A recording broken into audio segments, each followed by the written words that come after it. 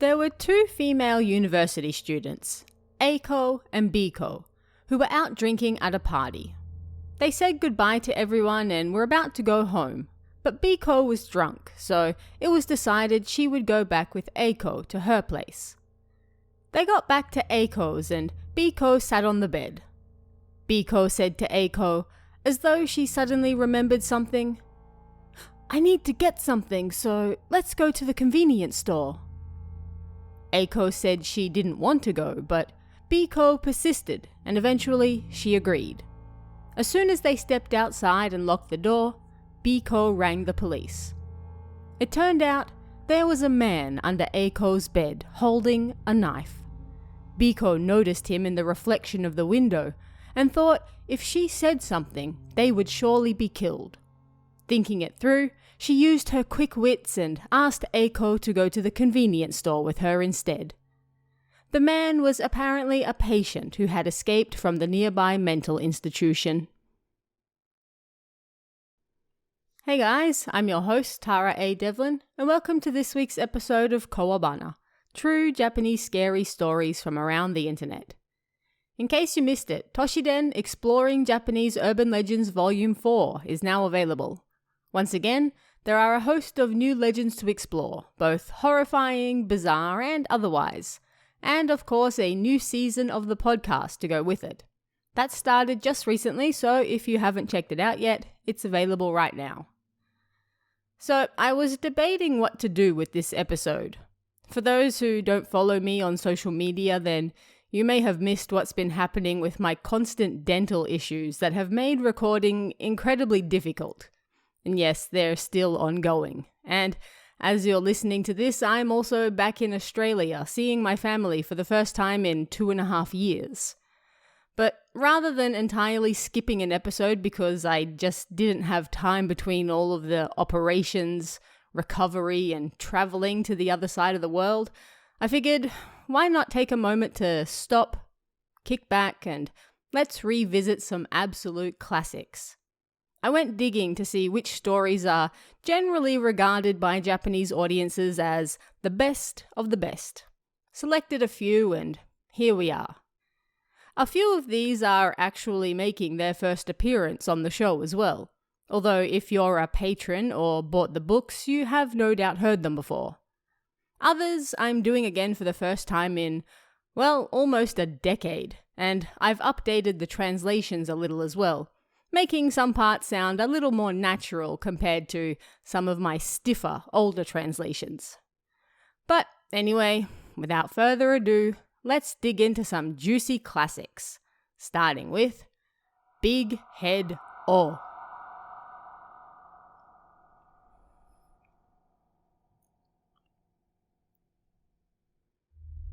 A few years back, I suddenly remembered something about a certain village.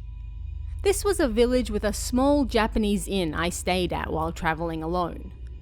Their thoughtful hospitality was truly impressive, and for some reason, I wanted to go back there again immediately. I took a few days off and got in the car. I have a good memory, so I remembered how to get there. There was a sign indicating the location as I approached the village, but when I found it, I was confused. Rather than saying, so and so kilometers ahead, it said, Kyoto, Big Head, O. I was filled with a sense of dread and curiosity, and in the end, decided to keep going.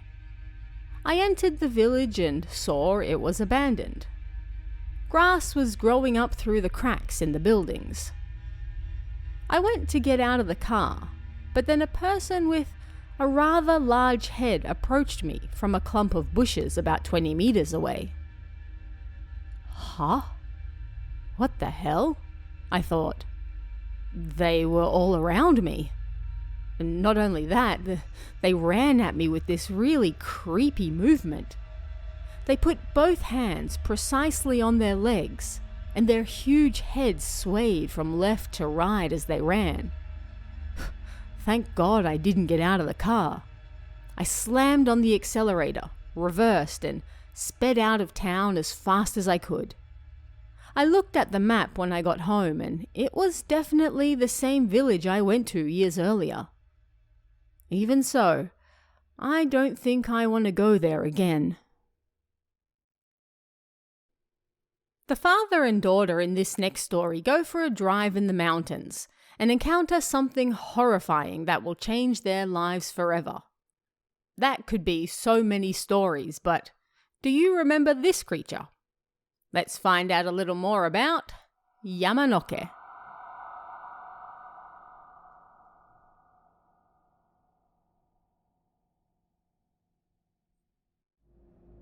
This happened a week ago.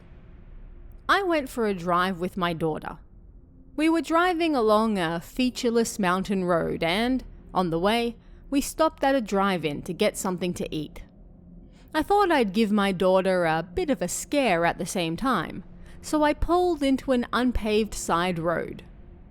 But instead, her attitude changed entirely and she became more and more amused as we advanced down the road. And then, suddenly, the car engine stopped.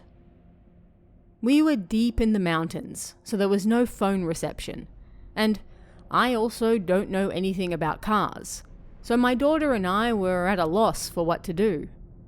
The drive-in we visited was also a few hours' walk away. There was nothing else we could do, so we decided to spend the night in the car and then walk back to the drive-in in the morning. We hid from the cold in the car, and night fell. There are no sounds up in the mountains at night. All we could hear was the occasional sound of the wind blowing through the trees. Then, as time gradually passed, my daughter fell asleep in the passenger's seat. I thought I should go to sleep as well and closed my eyes when I suddenly heard something. Even remembering it now is unpleasant. It was difficult to tell if it was a voice or something else, but it sounded like ten, ken, so, metsu. It repeated over and over. At first, I tried to convince myself that I was just hearing things and closed my eyes, but it felt like the sound was getting closer. Unable to bear it any longer, I opened my eyes. When I did, I saw a smooth white thing approaching the car with really weird movements. It looked like Jamila from Ultraman, a silhouette with no head and only one leg. Like it was coming towards the car hopping on one leg while waving both hands in the air and shaking its body around. I was terrified and about to scream, but for some reason, I became aware that I probably shouldn't wake my sleeping daughter next to me. And so, I was neither able to scream nor run. The thing was getting closer to the car, but then it passed by the side of it. When it passed, I heard that sound again. Den, so, met. The sound got further away, and when I turned around, I couldn't see it anymore. I sighed in relief. But when I turned back to my daughter, that thing was on the other side of the passenger seat window. Seeing it up close, I could see that it wasn't missing a head, but that its face was in its chest area. It was grinning with this terrible expression I never want to remember again. As the thing approached my daughter, I went right past fear and straight to anger. "You asshole!" I screamed. The moment I did, it ran off and my daughter jumped in her seat. I tried to apologize to her, thinking that my screaming must have woken her up, but then she started muttering. It's in, it's in, it's in, it's in, it's in, it's in, it's in, it's in, it's in, it's in, it's in. Shit, I thought, and I tried turning the car on again so we could get the hell out of there. It worked. I sped back to the road while my daughter continued muttering beside me. I wanted to reach a populated area quickly, so I slammed on the accelerator. Finally, I saw the lights of the city and started to calm down. But then I noticed that at some point my daughter had stopped muttering, "It's in, it's in, it's in," and was instead muttering, "Ten, so, met." She didn't look like herself either. I can't take her home like this, I thought, and then a temple caught my eye. I rushed in. It was the middle of the night, but the place the chief priest lived in next door had its lights on, so I dragged my daughter over and rang the doorbell. Someone who looked like a priest came out, and the moment he looked at my daughter, he turned to me and screamed, "What did you do?" I told him we went into the mountains and saw something strange there. At that, he looked regretful. He then said it might only be for my peace of mind and nothing more, but he said a prayer and then hit my daughter's shoulder and back. He wanted her to stay the night at the temple, and although I was worried, I agreed. Apparently, my daughter was possessed by Yamanoke, as the priest called it, and if she stayed that way for more than 49 days, then she would never come back to her senses for the rest of her life. The priest took her into his care so that wouldn't happen, and he said he would do his best to exorcise the Yamanoke. Both the priest and I called my wife to let her know what was happening, and we were somehow able to convince her. According to the priest, if I returned home with my daughter like that, then it would have possessed my wife as well. It possesses women, and until he exorcised it completely, my wife and daughter would be unable to see each other. It's been a week now, and my daughter is still with the priest. I go to visit her every day, but that person, she's not my daughter. She grins and stares at me with an expression that isn't my little girl. I want my daughter back. Never go into the mountains in jest. When it comes to creepypastas about dreams, there is undoubtedly one story that stands high above all the rest. An absolute classic, shared in Nichannel's earliest years that is still beloved to this day. And what else could it be other than Monkey Dream?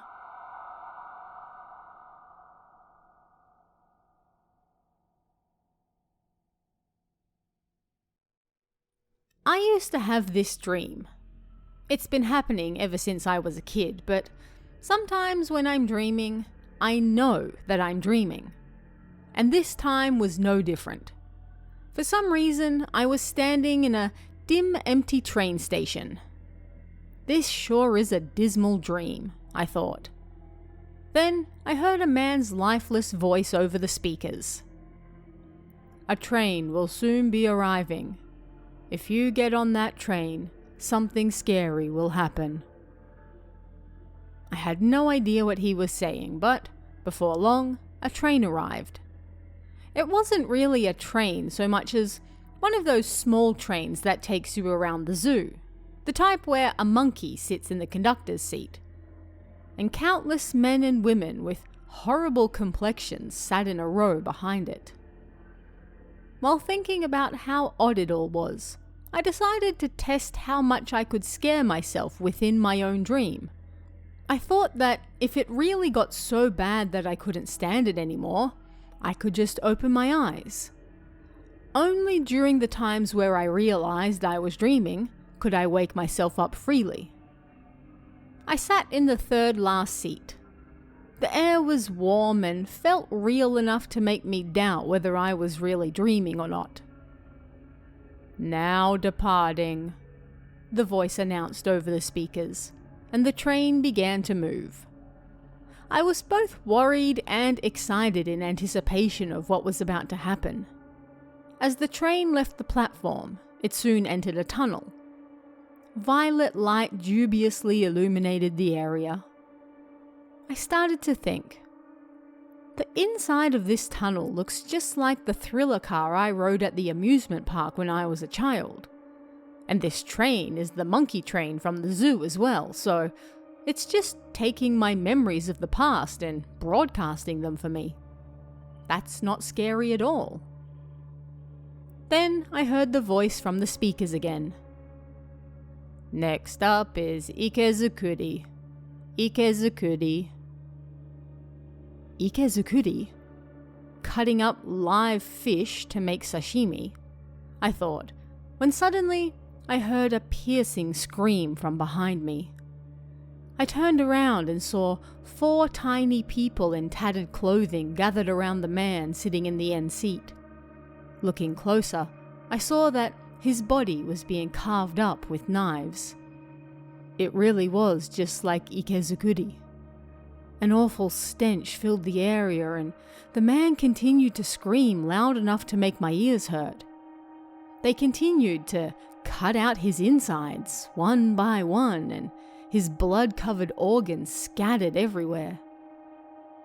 There was a woman with long hair and a bad complexion sitting right behind me, but she remained silent despite the scene behind her. She continued looking forward, calm and composed. Of course, I was shocked at the developments that had exceeded even my wildest imagination, and grew scared that perhaps it wasn't a dream after all. I decided to go along with what was happening for just a little longer before waking myself up. Before I knew it, the man in the end seat was gone, nothing but clumps of dark red flesh and blood remaining. The woman behind me hadn't changed, focusing entirely on one point ahead of us, with a blank look on her face. Next up is scooping out, the voice announced. This time, 2 tiny people appeared holding jagged spoons, and they started to dig out the eyes of the woman behind me. Up until that point, her face had been blank, but it changed to a look of extreme pain, and she screamed right behind me so loud that it felt like my eardrums were going to burst. Her eyeball flew out of its socket. The smell of blood and sweat continued unabated. I was terrified, and as I trembled, I faced the front and leaned forward in my chair. This was the right time, I thought. There was no way I could associate with this any longer. Plus, I was third from the end, and so next in line. I wanted to wake myself up, but I also wanted to hear what they would announce for me, so I decided I'd do it after that. Next up is minced meat, the voice announced. No way. It was easy to imagine what would happen there, so I steeled myself and tried to wake up. It's a dream. Wake up. Wake up. Wake up. Whenever I wished strongly like this, it always worked. Suddenly, I heard the sound of a machine, like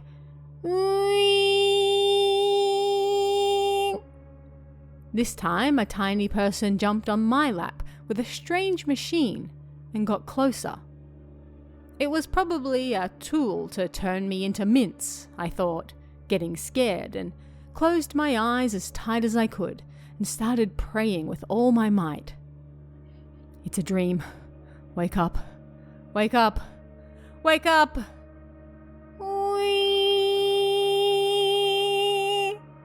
The sound of the machine got louder and I felt wind upon my face. Right as I thought it was all about to end, it suddenly fell silent. I'd somehow managed to escape from my nightmare. I was drenched in sweat and crying. I got out of bed and went into the kitchen, gulped down far too much water, and then finally calmed down. It was terrifyingly real, but in the end, it was just a dream, I told myself. The next day at school, I told my friends about the dream, but they were just amused. After all, it was just a dream. After that, 4 years passed.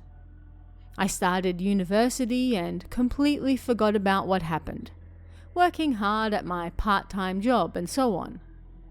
But then one night, it suddenly started again. Next up is scooping out. Scooping out. It started from that scene. I remembered right away that it was that dream. Then the exact same 2 tiny people appeared and scooped out the woman's eyes. Oh no, no way, I thought. It's a dream. Wake up, wake up, wake up. I started to pray. This time, I couldn't wake up. It's a dream. Wake up, wake up, wake up. Next up is minced meat. Minced meat. Things got even worse. The ooing sound got closer. It's a dream. Wake up! Wake up! Wake up! Come on! Suddenly everything fell silent. It seemed I was able to escape, and as I went to open my eyes, I heard a distinct voice. You got away, huh? Next time will be your last. It was the voice from the announcements. When I opened my eyes, I was, of course, completely awake and in my own room. That last voice I heard most definitely wasn't a dream. I heard that in the real world. What on earth did I ever do? I haven't had that dream again since then, but the next time I do, I'll be ready. Whether I die from a heart attack or whatever. In this world, it'll be a heart attack, but in that world, it'll be minced meat. If we're talking classics, then it's hard to go past this guy. What wiggles and waves and makes you lose your sanity? There can only be one. Or many, if you believe the many later tales that also sprung up. But this one is the very first. The original. To many, they may not even know that this was the one that actually came out first. What lurks in the fields? Find out in You're Better Off Not Knowing.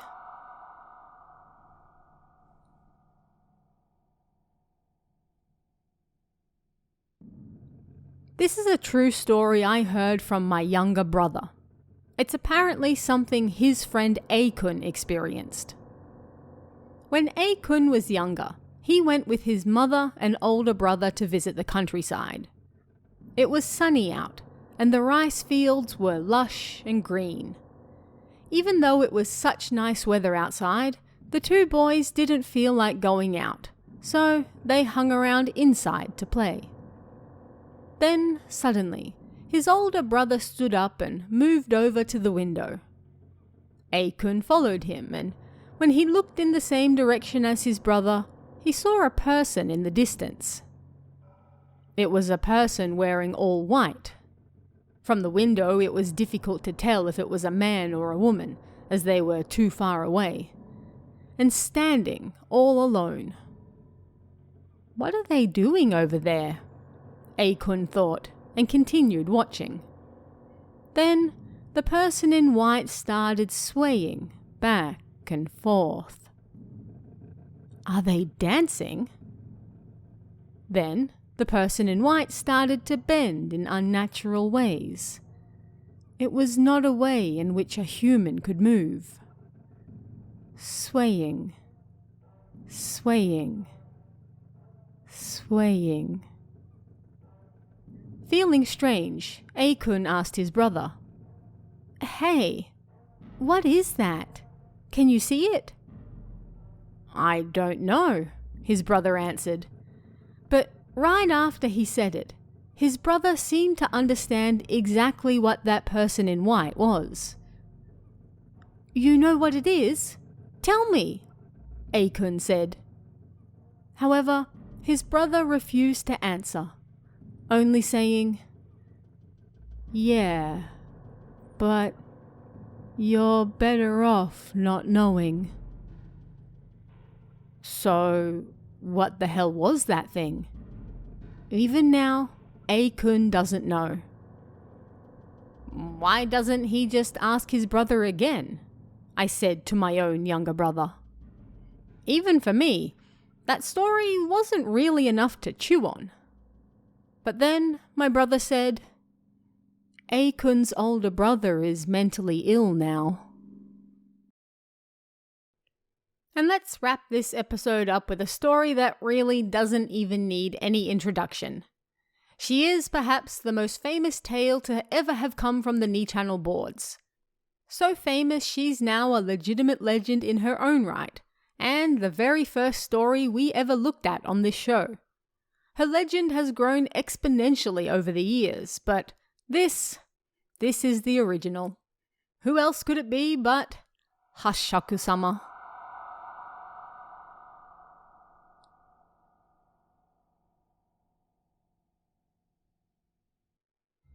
My father's parents' house was a little less than 2 hours away by car. It was a farming house, but I liked that sort of thing. So when I started high school and got a bike, I often went on trips there by myself during the summer and winter holidays. Both my grandfather and my grandmother happily welcomed me. We're so happy that you're here. However, the last time I went there was just before I started my final year of high school, so I haven't been there in over 10 years now. It's not that I won't go, but rather, I can't go.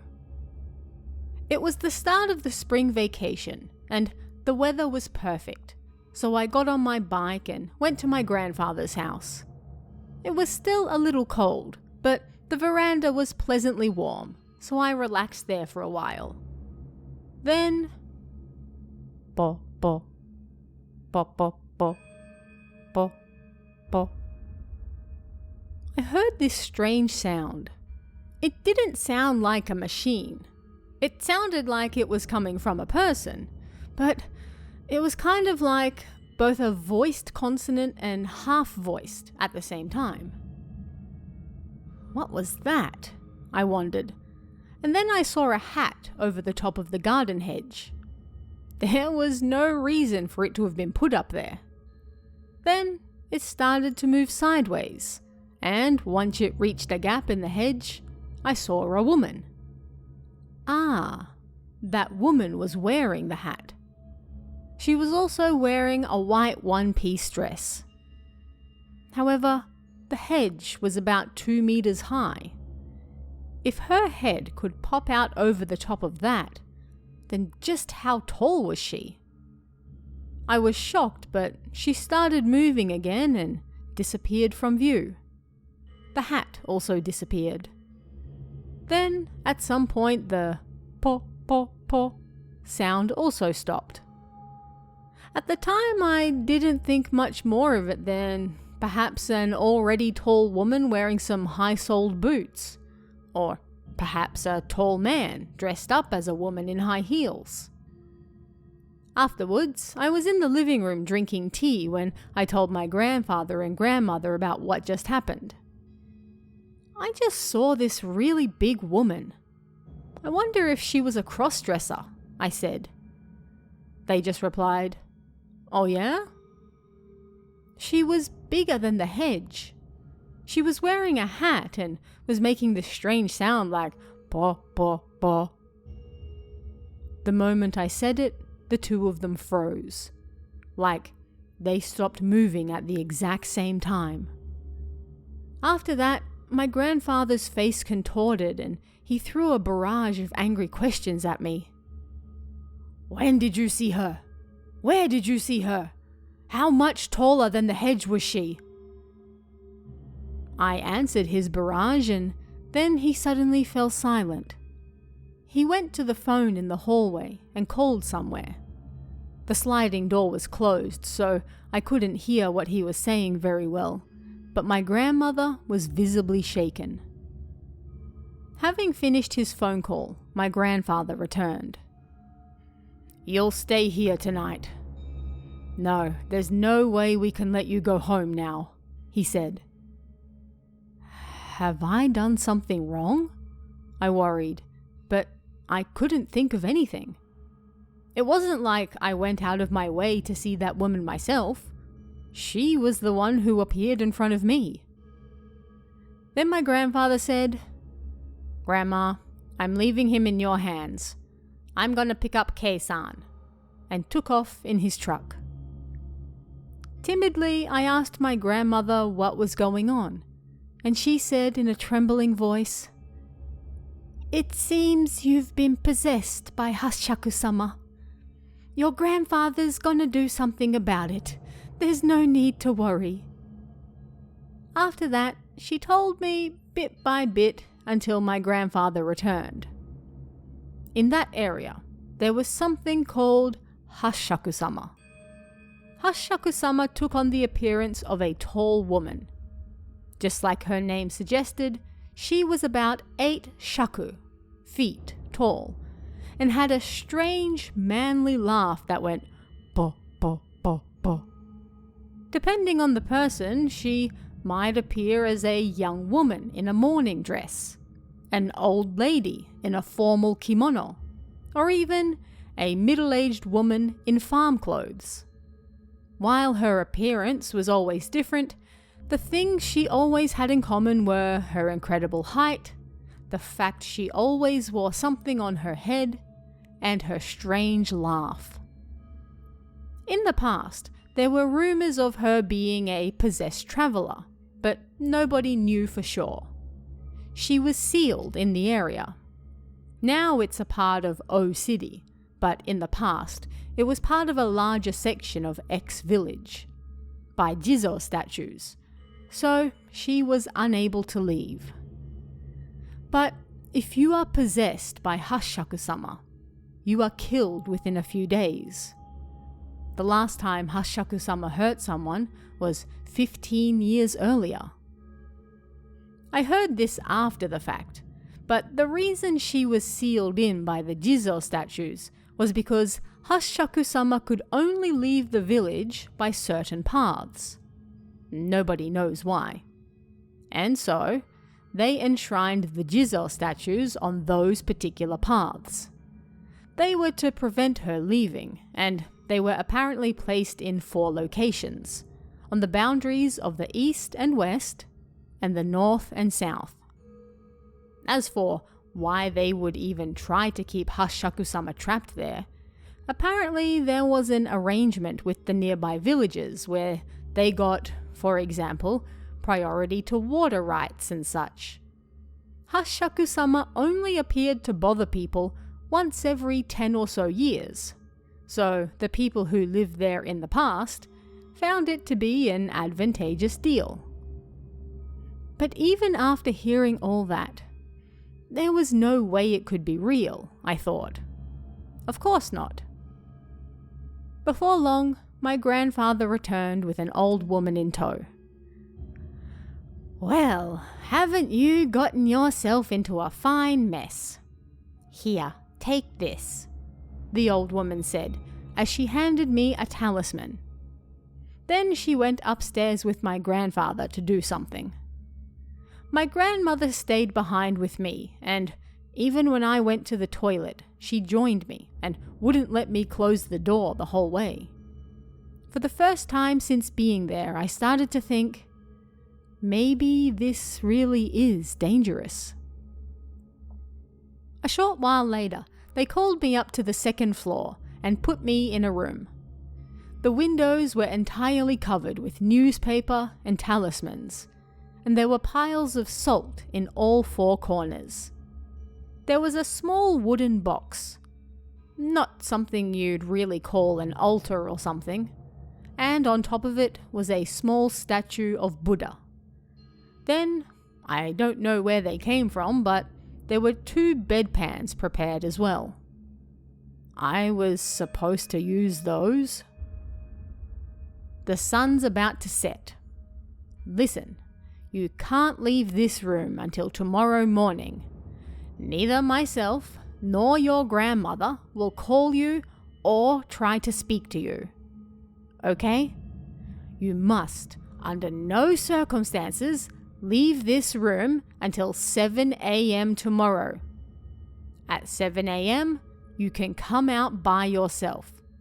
I'll call and let your parents know," my grandfather said, with a serious look on his face. I could do nothing but nod silently in agreement. "Make sure you do exactly as was just said. Keep that talisman close as well. If anything happens, go and pray before the Buddha," Kei-san said. They said it was okay to watch TV, so I turned it on. But even as I watched it, my mind wandered and I couldn't focus. Being locked in a room, I didn't even feel like eating the rice balls or snacks my grandmother made for me, so I just got into bed and lay there, trembling. At some point, I fell asleep, but when I woke up, some late-night TV program I don't remember was on, and when I looked at my watch, it was past 1 a.m. I didn't have a cell phone at the time. Ugh, what an awful time to wake up, I thought, when suddenly I heard something tapping at the window glass. It wasn't like a small rock hitting it, but more like a finger rapping across the surface. I couldn't decide whether the wind could make a sound like that, or if it really was a person tapping at the window, so I tried to believe with all my might that it was just the wind. Then I heard my grandfather's voice.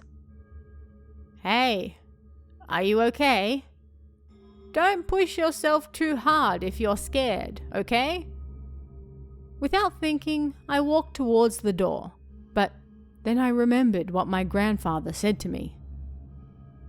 "What's wrong? You can come out if you want." The voice sounded exactly like my grandfather, but it wasn't him. I don't know why, but I just knew. And as I realized that, I got goosebumps. I looked over at the pile of salt in the corner, and the top had turned black. I ran at full speed to the Buddha and sat down in front of it. Grasping the talisman, I started to pray as hard as I could. "Please, help me." Then, po, po, po, po, po, po. I heard the voice and the window started rapping. Dun dun, dun dun. I knew she wasn't that tall, but I couldn't stop picturing her in my mind, reaching up from below and tapping on the window. There was nothing I could do but keep praying in front of the Buddha. The night felt unbelievably long, but eventually morning came, and at some point the TV that had been left on started playing the morning news. The time in the corner of the screen said 7:13 a.m. I hadn't even noticed, but both the tapping on the glass and the voice had stopped. It seemed I'd either fallen asleep or lost consciousness. The pile of salt had turned even blacker. Just in case, I looked at my own watch, and it said roughly the same time. So I nervously opened the door. My grandmother and Kei-san were standing there, looking worried. My grandmother was crying. "I'm so glad. I'm so glad." When I went downstairs, my father was also there. My grandfather appeared from outside and told me to hurry up and get in the car. I don't know where it came from, but when I went out into the garden, there was a minivan and several men standing around. The van fit 9 people, so I was put in the middle seat. Kei-san sat in the passenger seat, and the rest of the men in the garden got in and surrounded me. There were 9 of us in total, and I was surrounded in all directions. It's terrible, isn't it? You'll probably be curious, but I want you to close your eyes and keep your head down. We shouldn't be able to see anything, but maybe you will. Unless we say it's okay, just keep your eyes shut. An old man in his 50s sitting to my right said to me. Then my grandfather got in his mini truck to take the lead, followed by the van I was in, and my father followed in his car as we set off. The line of cars drove rather slowly. They probably weren't even going over 20 kilometers an hour. Before long, Kei-san muttered, "This is the hard part." And the men started chanting some sort of Buddhist prayer. Po, po, po. Po, po. Po, po, po. I heard that voice again. I gripped the talisman Kei-san gave me, closed my eyes, and put my head down like I was told. But for some reason, I opened my eyes again just a little and looked outside. I saw a white dress. It was moving alongside the car. She was following with such long strides. Her head was above the window, so I couldn't see it. But then she started bobbing her head down, like she was trying to see inside the car. Unconsciously, I let out a hee sound. "Don't look." The man next to me raised his voice. In a panic, I squeezed my eyes shut and gripped the talisman even tighter. Guts, guts, guts. A tapping sound on the window began. The people surrounding me in the car also gasped in fear. Even though they couldn't see her or hear her voice, they could hear the sound on the window. Kei-san started praying even harder. Finally, when I thought the voice and sounds had stopped, Kei-san said, "We got away." The surrounding men, who had been quiet until that point, sighed in relief and said, "Thank goodness." Soon after, the van stopped on a wide part of the road, and I got into my father's car. As my father and grandfather bowed to the other men, Kei-san came over and said, "Show me the talisman." I was still unconsciously gripping it, but when I looked at it, it had turned entirely black. "I think you'll be okay now, but just in case, you should keep this for a little while longer," Kei-san said, giving me a new one. After that, I returned home with my father. A few days later, my grandfather and one of his neighbors brought my bike back. It seemed my father also knew about Hoshoku-sama, and he told me about one of his childhood friends who was possessed by her and then killed. He even knew of people that had to move away and live in other places because of her. The men who rode in the car were all related to my grandfather in some way, which meant they were all very loosely my blood relatives as well. Of course, my grandfather riding in the front and my father riding in the back were connected by blood as well, so they were all meant to confuse Hoshoku-sama somewhat from me. My father's brothers, my uncles, were unable to come over in a single night, so they gathered whatever blood relatives they could, no matter how loosely related we were. But of course, it was still impossible to get so many men together so quickly. And thinking it much safer to leave during the day than at night, I was imprisoned in that room until morning. In a worst-case scenario, apparently both my grandfather and father were prepared to sacrifice themselves for me as we escaped as well. Now, as I explained above, I make sure not to go back there anymore. After I returned home, I spoke to my grandfather on the phone and asked him if he spoke to me that night. but he said that he didn't. So it really was. I got chills down my spine thinking about it again. Hoshiko-sama targeted youths yet to come of age, and children often saw her as well. When youths and children are feeling extremely anxious, and they hear the voice of someone from their family, I think they quickly let their guard down. 10 years passed, and just as I was about to forget those events, something terrible happened. One of the Jizo statues keeping Hoshiko-sama in the village broke. It's the one on the road leading towards your house, my grandmother told me over the phone. My grandfather died 2 years earlier, and of course, I wasn't able to go to his funeral.